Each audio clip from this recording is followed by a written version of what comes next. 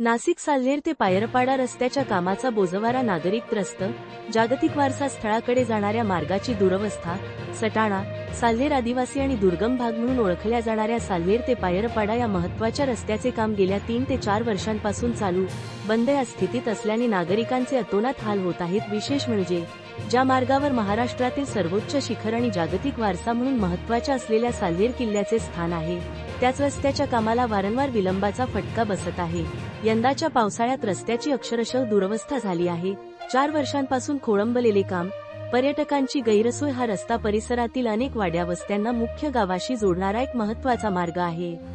सोबतच साल्हेर किल्ल्यावर येणाऱ्या हजारो ट्रेकर्स आणि पर्यटकांसाठीही हा मुख्य मार्ग आहे.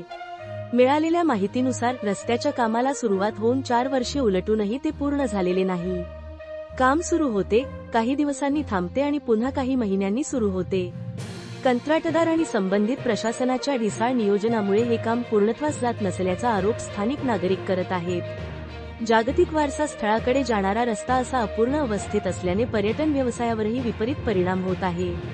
पावसाळ्यात जीवन होते मरण. रस्त्याचे काम अपूर्ण असल्यामुळे पावसाळ्यात या मार्गाची स्थिती अत्यंत भयानक होते.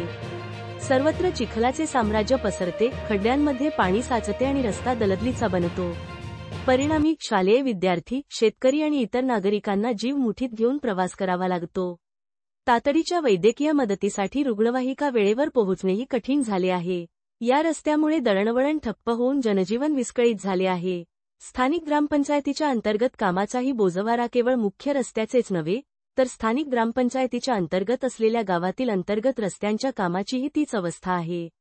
ग्रामपंचायतीने हाती घेतलेले काही रस्त्यांचे कामही आजवर पूर्ण झालेले नाही.